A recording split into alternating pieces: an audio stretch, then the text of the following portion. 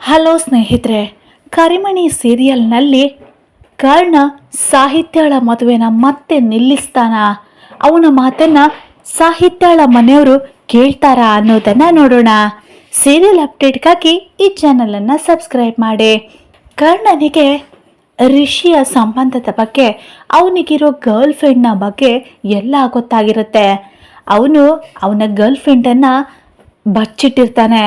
ಅದು ಅಲ್ಲದೆ ಅವನ ಗರ್ಲ್ ಫ್ರೆಂಡ್ ಪ್ರೆಗ್ನೆಂಟ್ ಬೇರೆ ಆಗಿದ್ಲು ಅಲ್ವಾ, ಅವಳನ್ನು ಅಡಗಿಸಿಟ್ಟಿರ್ತಾನೆ.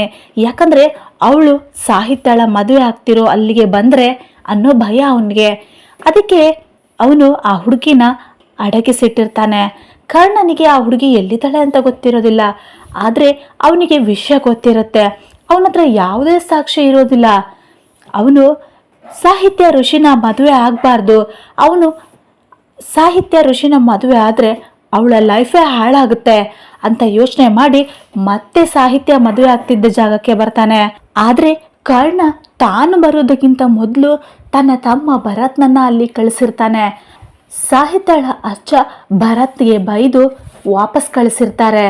ಭರತ್ ಸಾಹಿತ್ಯಳ ಅಜ್ಜನ ಹತ್ರ ಬಂದು, ಋಷಿ ಸರಿ ಇಲ್ಲ, ಅವನಿಗೆ ಈಗಾಗಲೇ ಒಂದು ಸಂಬಂಧ ಇದೆ, ಅವನನ್ನು ಮದುವೆ ಆದರೆ ಸಾಹಿತ್ಯಳ ಬದುಕು ಹಾಳಾಗುತ್ತೆ ಅಂತ ಅವಳ ಅಜ್ಜನಲ್ಲಿ ಹೇಳ್ತಾನೆ. ಆವಾಗ ಅವಳ ಅಜ್ಜ ಸರಿಯಾಗಿ ಬೈದು ಭರತ್ನನ್ನ ಅಲ್ಲಿಂದ ವಾಪಸ್ ಕಳಿಸಿರ್ತಾರೆ. ಯಾರು ತಾನೇ ಬೈಯಲ್ಲ, ಒಂದು ಸಲ ಮದುವೆನ ನಿಲ್ಲಿಸಿ ಅವರಿಗೆ ಅವಮಾನ ಆಗಿರುವಾಗ ಮತ್ತೊಂದು ಸಲ ಮದುವೆನ ನಿಲ್ಲಿಸೋದಕ್ಕೆ ಬಂದರೆ ಯಾರು ಕೇಳ್ತಾರೆ ಹೇಳಿ. ಅದೇ ರೀತಿ ಅವರ ಅಜ್ಜ ಅವರಿಗೆ ಬೈದು ವಾಪಸ್ ಕಳಿಸ್ತಾರೆ. ಆಮೇಲೆ ಬೇರೆ ದಾರಿ ಇಲ್ಲದೆ ಕರ್ಣನೇ ಅವ್ರ ಹತ್ರ ಬರ್ತಾನೆ. ಕರ್ಣ ಕೂಡ ಅದನ್ನೇ ಹೇಳ್ತಾನೆ, ಸಾಹಿತ್ಯ ಅವರೇ, ಋಷಿ ಅವರು ಸರಿ ಇಲ್ಲ, ಅವರಿಗೆ ಬೇರೆ ಸಂಬಂಧ ಇದೆ, ಆ ಹುಡುಗಿ ಪ್ರೆಗ್ನೆಂಟ್ ಬೇರೆ, ನೀವು ಅವನನ್ನು ಮದುವೆ ಆದರೆ ನಿಮ್ಮ ಲೈಫ್ ಹಾಳಾಗುತ್ತೆ, ನಿಮಗೆ ಸತ್ಯ ಗೊತ್ತಾಗುವಷ್ಟರಲ್ಲಿ ನಿಮ್ಮ ಲೈಫ್ ಹಾಳಾಗಿರುತ್ತೆ, ದಯವಿಟ್ಟು ಅವನನ್ನು ಮದುವೆ ಆಗಬೇಡಿ ಅಂತ ಕರ್ಣ ಸಾಹಿತ್ಯಳಲ್ಲಿ ಬೇಡಿಕೊಳ್ತಾನೆ. ಆದರೆ ಸಾಹಿತ್ಯ ಕರ್ಣನನ್ನು ನಂಬಲ್ಲ. ಯಾಕಂದರೆ ಕರ್ಣ ಒಂದು ಸಲ ಸಾಹಿತ್ಯಳ ಮೇಲೆ ಸುಳ್ಳು ಹೇಳಿ ಅವಳಿಗೆ ಮದುವೆ ಆಗಿದೆ, ಡಿವೋರ್ಸ್ ಆಗಿದ್ದೀನಿ, ಇನ್ನೊಂದು ಮದುವೆ ಆಗ್ತಿದ್ದಾಳೆ ಅನ್ನೋ ಸುಳ್ಳು ಅಪವಾದನ ಅವಳ ಮೇಲೆ ಹಾಕಿ ಅದು ಟಿ ವಿ ನ್ಯೂಸ್ನಲ್ಲಿ ಎಲ್ಲ ಬಂದಿತ್ತು. ಅದನ್ನೆಲ್ಲ ಕೇಳಿ ಆ ಥರ ಎಲ್ಲ ಸುಳ್ಳು ಅಪವಾದಗಳನ್ನು ಹೇಳಿರೋ ಕರ್ಣನ ಇನ್ನೊಂದು ಸಲ ಬಂದು ಸತ್ಯ ಹೇಳಿದ್ರು ಯಾರು ನಂಬ್ತಾರೆ ಹೇಳಿ? ನಿಜ ಅಲ್ವಾ? ಒಂದು ಸಲ ಸುಳ್ಳು ಹೇಳಿದರೆ ಇನ್ನೊಂದು ಸತಿ ಸತ್ಯ ಹೇಳಿದ್ರು ಯಾರೂ ನಂಬಲ್ಲ. ಅದೇ ಪರಿಸ್ಥಿತಿ ಈಗ ಕರ್ಣಂದಾಗಿತ್ತು. ಕರ್ಣ ಸಾಹಿತ್ಯಳ ಹತ್ರ ರಿಕ್ವೆಸ್ಟ್ ಮಾಡ್ಕೊಳ್ತಾನೆ, ನೋಡಿ ನೀವು ಋಷಿನ ಮದುವೆ ಆಗಬೇಡಿ, ಮದುವೆ ಆದರೆ ನಿಮ್ಮ ಲೈಫ್ ಹಾಳಾಗುತ್ತೆ ಅಂತ. ಆದರೆ ಸಾಹಿತ್ಯ ಕರ್ಣನಿಗೆ ಉಲ್ಟಾ ಹೇಳ್ತಾಳೆ, ಹುಡುಗಿರ ಜೀವನನ ಹಾಳು ಮಾಡೋದು ನಿಮ್ಮ ಕೆಲಸ, ಈಗ ಋಷಿ ಹೇಗೆ ಹಾಳು ಮಾಡಿದಾಗುತ್ತೆ, ಅದೆಲ್ಲ ನಿಮ್ಮ ಕೆಲಸ ಅಲ್ವಾ? ಸುಳ್ಳು ಅಪವಾದಗಳನ್ನು ಹೊರಿಸಿ ಮದುವೆನ ನಿಲ್ಲಿಸೋದು ನಿಮ್ಮ ಕೆಲಸ ಅಲ್ವಾ ಅಂತ ಸಾಹಿತ್ಯ ಕರ್ಣನಿಗೆ ಹೇಳ್ತಾಳೆ. ಅವಳು ಕರ್ಣನ ಮಾತನ್ನು ಕೇಳೋದಕ್ಕೆ ರೆಡಿ ಇಲ್ಲ.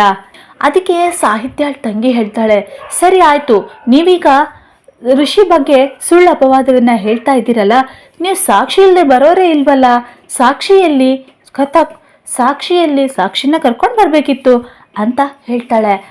ಅದಕ್ಕೆ ಕರ್ಣ ಹೇಳ್ತಾನೆ, ಸಾಕ್ಷಿನ ನಾನು ಖಂಡಿತ ಕರ್ಕೊಂಡು ಬರ್ತಾ ಇದ್ದೆ, ಆದರೆ ಅವನು ಋಷಿ ಸಾಕ್ಷಿನ ಅಡಗಿಸಿಟ್ಟಿದ್ದಾನೆ, ಅವನ ಗರ್ಲ್ ಫ್ರೆಂಡ್ನ ಅವನು ಅಡಗಿಸಿಟ್ಟಿದ್ದಾನೆ. ಇವಾಗ ಅದು ಮುಖ್ಯ ಅಲ್ಲ, ಮೊದಲಿಗೆ ಇವರು ಮದುವೆ ನಿಲ್ಲಬೇಕು, ಅದು ಮುಖ್ಯ. ಅದಕ್ಕೆ ಸಿಟ್ಟು ಮಾಡಿಕೊಂಡು ಸಾಹಿತ್ಯಳ ಅಜ್ಜ ಹೇಳ್ತಾರೆ, ಅಂತೂ ನೀನು ಮತ್ತೊಮ್ಮೆ ಸಾಹಿತ್ಯಳ ಮದುವೆ ನಿಲ್ಲಿಸಬೇಕು ಅಂತ ಬಂದಿದೀಯಾ, ನೀನು ಅದಕ್ಕೋಸ್ಕರ ಋಷಿ ಮೇಲೆ ಸುಳ್ಳು ಅಪವಾದನ ಹೊರಿಸ್ತಾ ಇದೆಯಾ, ಭೂತ ಬಂದು ಭಗವದ್ಗೀತೆ ಹೇಳ್ದಾಗಿದೆ ಅಂತ ಸಾಹಿತ್ಯಳ ಅಜ್ಜ ಕರ್ಣನಿಗೆ ಬೈತಾರೆ.